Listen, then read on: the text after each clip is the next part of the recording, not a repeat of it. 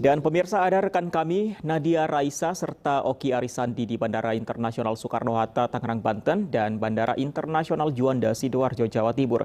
Kita awali laporan dari Bandara Soekarno-Hatta di Tangerang, Banten. Ada Nadia Raisa. Nadia, bagaimana kepadatan penumpang pesawat jelang Natal dan Tahun Baru siang hari ini? Ya, Fandi, situasi di Terminal 2 Bandara Soekarno-Hatta tempat saya melaporkan memang cukup ramai oleh penumpang di keberangkatan domestik, terutama pada pagi hari tadi. Padatnya penumpang menimbulkan antrian yang cukup mengular, terutama di area validasi dokumen kesehatan. Tapi memang untuk saat ini sudah tidak sepadat pada pagi hari tadi, dan juga tadi pagi memang ada 2 loket yang diaktifkan untuk validasi dokumen kesehatan, tetapi sekarang hanya 1 loket saja yang difungsikan. Di sini untuk para penumpang masuk ke bandara, mereka harus terlebih dahulu melakukan check-in Peduli Lindungi, barulah mereka bisa melakukan validasi dokumen kesehatan dan baru bisa check-in pesawat. Mereka juga harus mengisi e-hack sebelum melakukan keberangkatan. Untuk jumlah penumpang pada hari ini adalah 77.000 orang, tetapi jumlah ini masih akan terus bertambah karena memang hari ini diprediksi sebagai puncak peningkatan jumlah penumpang. Sementara kemarin jumlah total penumpang adalah 93.000 orang. Di sini para penumpang juga harus memenuhi persyaratan, yaitu seperti misalnya untuk orang dewasa mereka harus sudah divaksinasi COVID-19 dengan dosis lengkap dan juga menyertakan swab antigen yang diambil maksimal 1 kali 24 jam. Sementara untuk anak-anak di bawah usia 12 tahun, mereka harus menyertakan hasil tes PCR yang diambil maksimal 3 kali 24 jam. Untuk mengantisipasi terjadinya lonjakan penumpang, pihak bandara juga telah mengaktifkan Terminal 1A dan juga Terminal 2F, di mana Terminal 1A ini diperuntukkan bagi kedatangan domestik untuk maskapai Nam Air dan juga Sriwijaya Air. Sementara untuk Terminal 2F itu difungsikan bagi kedatangan internasional, terutama untuk maskapai Malindo Air. Kementerian Perhubungan juga melarang adanya penambahan kapasitas penerbangan atau extra flight untuk mengontrol mobilitas dari masyarakat. Nah, sekarang untuk mengetahui bagaimana situasi di Bandara Juanda, Sidoarjo, Jawa Timur, kita terhubung dengan rekan kami Oki Arisandi.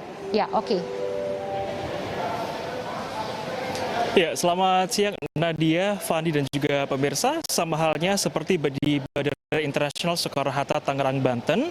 Pagi hari ini di Bandara Internasional Juanda, Surabaya juga terlihat lebih ramai jika dibandingkan biasanya. Khusus untuk tadi pagi, antrean terlihat lebih banyak dibandingkan pada saat ini di mana kami melaporkan. Karena memang mendekati libur Natal Tahun Baru atau dibandingkan dengan bulan November lalu, jumlah penumpang naik 10% dan didominasi penerbangan menuju Jakarta, Bali dan juga Balikpapan maupun Makassar.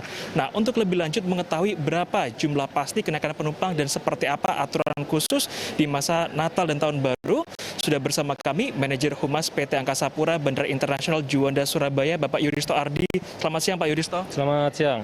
Pak Yuristo, boleh sedikit digambarkan seberapa banyak kenaikan penumpang khususnya di masa Natal libur Tahun Baru kali ini? Ya, jadi kalau perbandingan bulan ke bulan, betul seperti disampaikan Mas Oki tadi, dari November ke Desember memang ada kenaikan sekitar 10%. Nah, khusus di periode Posko Nataru ini, atau sejak Posko kami laksanakan di tanggal 17 kemarin hingga tanggal 23 kemarin, itu kami bisa melayani 179.000 penumpang secara total. Nah, angka ini naik 15% dibanding periode Posko yang sama di tahun lalu.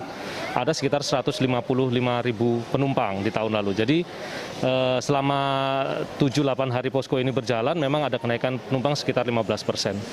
Nah, khusus di masa libur Natal dan Tahun Baru, Pak Yuristo, apakah ada aturan khusus terkait dengan penerbangan khususnya untuk para calon penumpang? Ya, jadi memang per hari ini tanggal 24 Desember hingga nanti tanggal 2 Januari 2022, sesuai surat edaran Kepala Satgas COVID Nasional dan surat edaran Kementerian Perhubungan nomor 111, diberlakukan syarat terbaru, yakni untuk pelaku perjalanan domestik harus sudah vaksin dosis lengkap atau 2 kali vaksin dan ditambah syarat negatif antigen 1 kali 24 jam. Nah, sementara untuk pelaku perjalanan yang belum mendapatkan vaksin dosis lengkap atau 2 kali, untuk sementara menurut SE tersebut bunyinya adalah untuk sementara mobilitasnya dibatasi. Seperti itu, Mas. Terima kasih Pak Yuristo Ardi, Manajer Humas PT Angkasa Pura Bandara Internasional Juanda Surabaya. Sabalnya seperti di Bandara Soekarno-Hatta Tangerang, Banten, Nadia, bahwasannya ketika calon penumpang datang di Bandara Internasional Juanda, mereka harus terlebih dahulu melakukan check-in dengan aplikasi Peduli Lindungi dan juga melakukan validasi dokumen-dokumen kesehatan. Baru selanjutnya mereka akan check-in dengan tiket pesawat masing-masing. Dan tadi Gubernur Jawa Timur Ibu Khofifah Indar Parawansa juga telah menegaskan atau memberi himbauan kepada masyarakat khususnya di wilayah Provinsi Jawa Timur agar pada saat masa libur Natal dan Tahun Baru nanti untuk meminimalisir tingkat mobilitas, karena hal ini juga terkait dengan bagaimana upaya pemerintah untuk menekan penyebaran pandemi COVID-19. Karena jika kita berkaca pada libur Natal dan Tahun Baru tahun 2020 lalu, kenaikan terjadi pada bulan Desember hingga Januari, sehingga untuk mengantisipasi adanya gelombang lonjakan COVID-19 khususnya di wilayah Provinsi Jawa Timur, Gubernur Jawa Timur telah memberikan himbauan agar masyarakat lebih baik di rumah saja dan tidak bepergian atau mengurangi tingkat mobilitas, meskipun secara khusus nanti tidak ada penyekatan di titik-titik masuk di Provinsi Jawa Timur seperti berbatasan dengan Ngawi yang berbatasan dengan wilayah Jawa Tengah maupun di Banyuwangi yang berbatasan dengan Pulau Bali. Namun demikian, pemerintah juga nanti akan melakukan pemeriksaan secara acak terkait dengan bagaimana para pemudik ataupun warga yang masuk maupun keluar dari dan ke Provinsi Jawa Timur. Fandi, saya kembalikan ke Anda di studio. Baik, itu yang paling penting, mewaspadai lonjakan COVID-19 di tengah lonjakan penumpang. Tentunya terima kasih Oki Arisandi untuk laporan Anda, dan sebelumnya ada Nadia Raisa dari Bandara Soekarno-Hatta di Tangerang, Banten. Selamat bertugas kembali teman-teman.